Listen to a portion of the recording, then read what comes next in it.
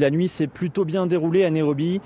Des groupes de jeunes ont continué à se réunir dans les principaux bidonvilles de la capitale qui sont des bastions de l'opposition, mais il n'y a pas eu de violence, contrairement à la journée d'hier. Ce matin, Nairobi se réveille dans le calme. Il est 8h ici et d'habitude la ville fourmille. Il y a des bouchons dans toutes les rues, il y a des habitants qui marchent sur les trottoirs. Eh bien ce matin c'est le calme plat, la preuve que les gens ont toujours peur, qu'ils attendent le résultat de cette élection dans la peur, qu'ils sont toujours chez eux. Il y a eu des nouvelles du côté de la commission électorale au cours de la nuit. Elle n'a toujours pas reçu les derniers bulletins qui vont permettre de valider l'élection.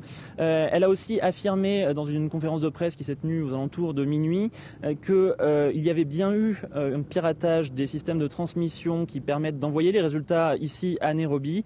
Il y avait eu une tentative, mais cette tentative n'a pas été fructueuse, elle n'a pas fonctionné, contrairement à ce que dit l'opposition. L'opposition affirme que ce piratage a enlevé des voix à Raila Odinga pour les donner à Uhuru Kenyatta, mais selon la commission électorale, ce n'est pas vrai. Alors Bastien, le pays, on l'imagine, retient son souffle avant l'annonce des résultats tout à l'heure. Chacun a en tête les violences d'il y a 10 ans. Oui, tout à fait. C'est une journée qui sera particulièrement sensible. Tout d'abord, car l'opposition maintient le fait qu'elle a gagné. Raila Odinga est persuadé que la victoire lui revient.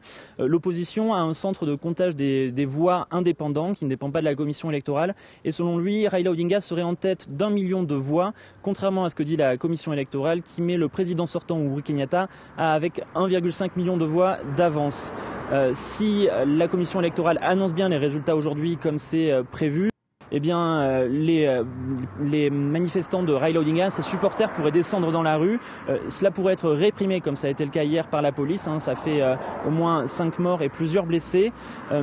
Ça rappellerait fortement la situation de 2007. Il y avait eu une crise post-électorale qui avait opposé différentes tribus ici au Kenya. Il y avait eu plus de 1100 morts et plus de 600 000 déplacés. Alors aujourd'hui, vraiment, tout le Kenya retient son souffle et espère ne pas revivre une telle spirale de violence.